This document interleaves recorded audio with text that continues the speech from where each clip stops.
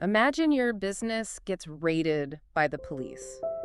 And not just a polite knock at the door, but a full-blown search. Yeah, where authorities are tearing through your files and turning the whole place upside down. Exactly. They're questioning your fundamental motives, and it happens twice. Right, which is terrifying. Completely. And the conventional move for any leader in that scenario is to lay low. You ensure compliance, you stay under the radar, and you just wait for the heat to die down. That's what, 99% of people would do. But what if, on the exact same afternoon, you narrowly secured this fragile peace with the government, you walked right out and spent an absolute fortune to drastically expand your headquarters? It's an incredibly bold move. It is. That counterintuitive, highly aggressive maneuver is exactly what we are dissecting today. Welcome to the Deep Dive. It's a phenomenal case study. We're looking at a masterclass in institutional survival from the mid to late 19th century. Centered around a man named Don Bosco. Right. Don Bosco and his institution for vulnerable youth in Italy, which was known as the Oratory. And for you, the listener, the most bizarre part of the historical notes we have in front of us today is the timeline. Oh, the dates are wild. Yeah, this isn't some sweeping narrative spanning random decades.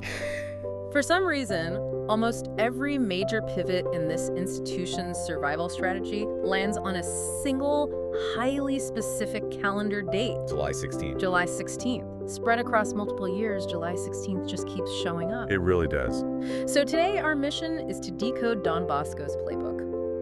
We want to understand how a charitable institution, which was basically a massive school and home for street kids and orphans, survives intense political pressure. Because the pressure was intense. It really was. How do you take direct conflict with the government and actually use that friction as a catalyst to expand? That's the million-dollar question. Right. Because whether you are navigating corporate red tape or maybe trying to build a startup in a heavily regulated industry, or, you just appreciate a story of historical defiance, the mechanics of what he pulled off are brilliant. They absolutely are. Okay, let's unpack this.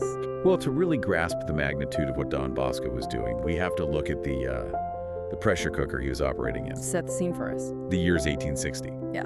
And the historical context here is crucial because Italy is going through this massive, turbulent period of unification. Right. The state is consolidating power. Exactly. They are naturally suspicious of the church, and they are extremely paranoid about any large, organized gatherings of people. So an institution pulling in, hundreds or thousands of young, impressionable men off the streets, that is going to look like a massive red flag to a fragile new government. Oh, completely. They aren't looking at it as a charity.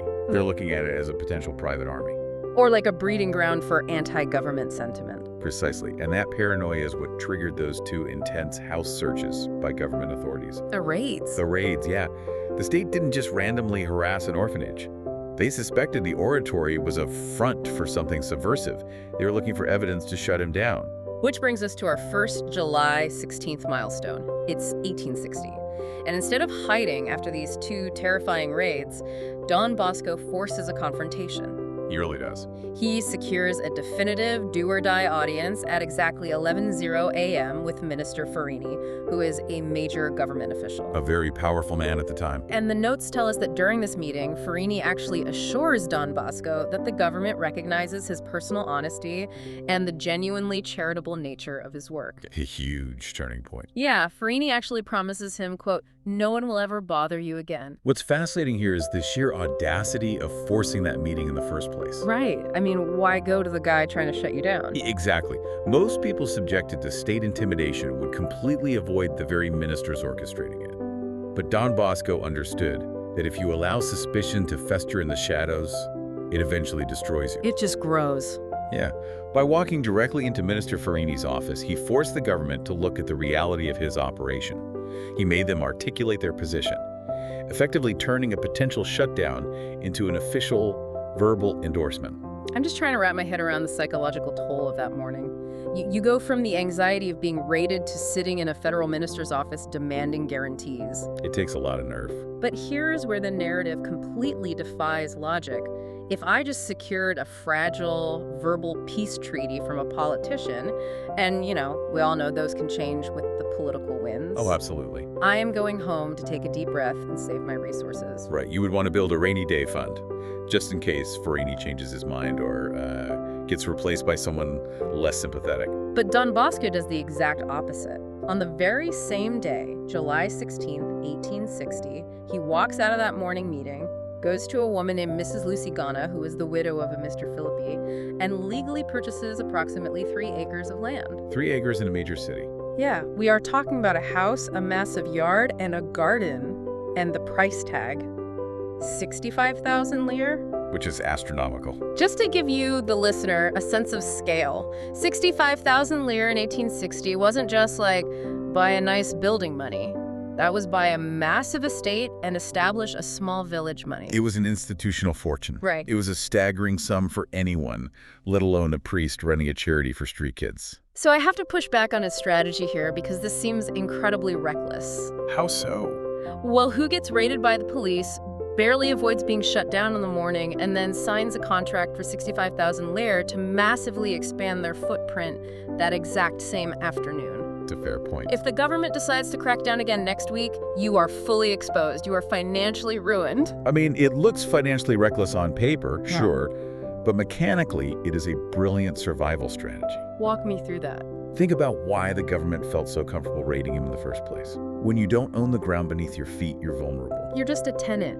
Exactly. If you're just occupying a space loosely, renting, or existing on the margins, the state can easily disperse you. They just tear up a lease or lock a door, and your institution ceases to exist. You're physically easy to erase. Ah, okay. So the land changes the legal dynamic. Completely. Owning substantial, legally deeded property fundamentally grounds an institution. It provides this heavy legal shield. That makes sense. Evicting a tenant or scattering some kids is a quick police action, but confiscating a massive, legally deeded 3-acre estate from a recognized owner, that requires immense legal justification. It's lengthy court battles and massive public scrutiny. Right. Don Bosco knew that Farini's verbal promise was flimsy.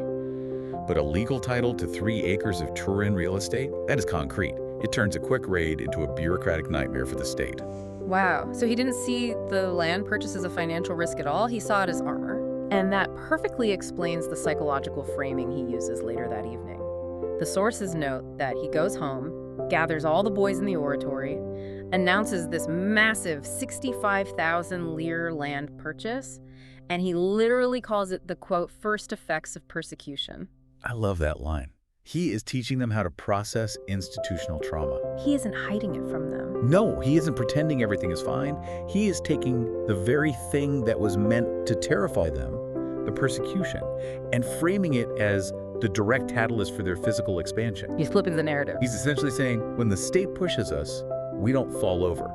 We double our footprint. That is powerful. But, you know, having 3 acres of land means you now have massive upkeep. You have space, but you need to justify it, and you need to protect it long term. Right. So how does this relationship with the government evolve after he plants this massive flag? Well, this is where we see the transition from nearly surviving the state to actively becoming indispensable to it. Indispensable. Yeah, once you have the capacity, you can start solving the state's problems. Let's jump to our next July 16th then. The year is 1868. 8 years later. Right.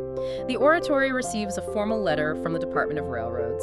The government itself is recommending a specific boy for admission into Don Bosco's care. Which is quite the shift. And our sources clarify that this was not a rare occurrence. He was getting thousands of these requests annually from government departments. Think about the irony here. Just 8 years prior, the state apparatus was searching his house, looking for reasons to shut him down. And now? Now, massive bureaucratic departments are sending him their most vulnerable dependents. And when those thousands of requests started pouring in, Don Bosco's directive to his staff was explicit. He told them to, quote, fill the house, the attic, and even the space under the stairs. He didn't want a single inch wasted. He wanted every inch of that 3-acre property utilized. And looking at the mechanics of this, he essentially turned the oratory into a public utility. A public utility. I like that. It's like a city's power grid. Even if the local mayor absolutely hates the electric company, they can't shut it down without plunging the entire city into darkness and chaos. That's a highly accurate analogy. Don Bosco made it so that shutting down the oratory would plunge the streets of Turin into chaos. Yeah, because the state always has logistical nightmares. In this case, thousands of impoverished orphans who represent potential crime, starvation, and social instability.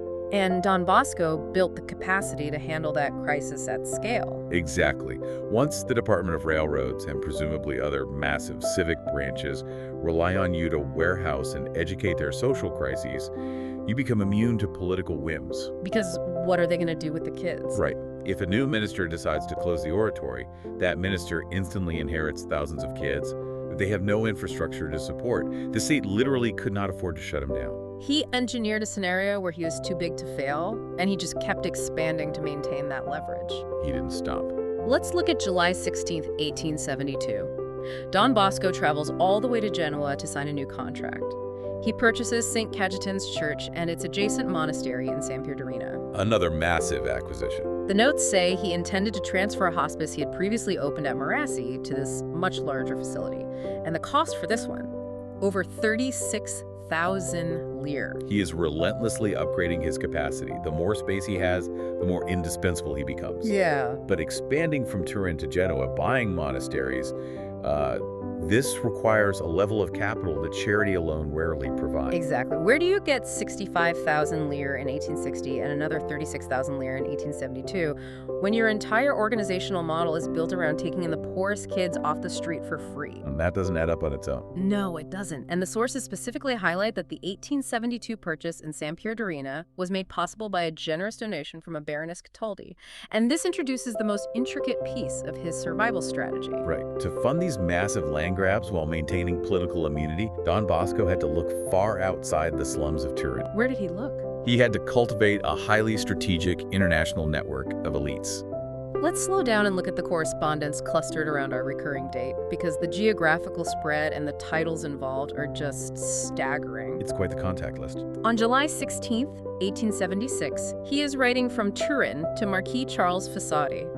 He encloses a Salesian Cooperator certificate for the Marquis and his wife, which crucially grants them indulgences from Pope Pius IX, while expressing deep gratitude for the Marquis's recovery from an illness. Let's contextualize that for a moment. Please do. In the 19th century Catholic worldview, an indulgence, which lessens the temporal punishment for sins, was incredibly valuable spiritual currency. Really valuable. Yes. For a wealthy marquis recovering from a potentially fatal illness, securing indulgences directly from Pope Pius IX via a holy figure like Don Bosco was the ultimate spiritual insurance policy. It is a profound exchange of value. Then we look at July 16, 1882. He sends instructions via a Father Joseph Bologna all the way to Marseille, France. France now. Right. The goal: to explicitly assure Countess de Sobran that she and her family are being remembered in the oratory's daily prayers. Another high-ranking noble. And a year later, July 16, 1883, he's writing to an engineer named Vincent Levrut in Nice, wishing him a happy name day and promising dedicated masses for his family. Notice how deliberate this is. Turin, Marseille. Nice. It's all over the place. He isn't just relying on local Italian politicians who might turn on him. He is building a web of influence that crosses international borders, anchoring his charity to foreign wealth. And the climax of this networking strategy happens in 1883, again on July 16th. Don Bosco physically travels to Austria. That's a long trip. He goes to the castle of the Count of Chambord in Frostdorf. The Count is severely ill. Don Bosco celebrates Mass in the Count's personal chamber at 4 a.m., gives the Count and Countess Holy Communion with his own hands, and before leaving, extracts a very specific promise. What was the promise? If the sick Count regains his health, he is obligated to make a pilgrimage to visit the oratory in Turin to thank Mary, help of Christians. Think about the physical toll of traveling from Italy to an Austrian castle in 1883. It wasn't a quick flight. No, obviously not. It was an arduous, exhausting journey, entirely to celebrate a 4 a.m. Mass for a sick nobleman. It demonstrates immense dedication to maintaining this network. Looking at this spread of locations and titles, a marquis in Turin, a countess in Marseille, a count in an Austrian castle, it strikes me that he isn't just acting as a humble parish priest anymore. No, he's operating on a different level. He is operating like a high-level international lobbyist. Okay. He is explicitly trading his spiritual capital like papal indulgences, dedicated daily prayers from his orphans, 4 a.m. personal masses for massive financial funding and earthly protection. Is that an accurate read of his strategy? This raises an important question, and it's one we have to look at without applying our modern cynical filters. Okay, fair enough. Today, we tend to separate pure faith from pragmatic fundraising. But Don Bosco's genius was synthesizing the two. There is no reason to doubt the authenticity of his spiritual care. A 4 a.m. bedside mass for a dying man is an act of profound pastoral devotion. That's true. But he was incredibly strategic about who received that intensive level of personal care. He aimed his authentic devotion at people with immense resources and social power. By doing this, he built what we can call an aristocratic shield around his operation. An aristocratic shield, the contrast there is incredible when you really picture it. Oh, visually it's stunning. You have thousands of impoverished kids living in the dirt, crammed into attics, literally sleeping in the space under the stairs in Turin, and shielding them is this invisible fortress of wealth spanning across French estates and pristine Austrian castles. That contrast is the core of the mechanism.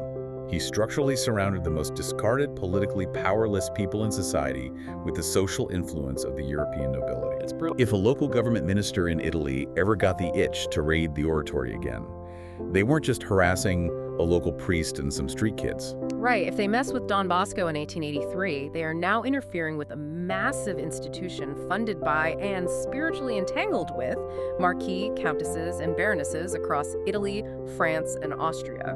The diplomatic and political fallout of that would be a career-ending nightmare for any local official. He weaponized upper-class piety to protect lower-class vulnerability. Exactly.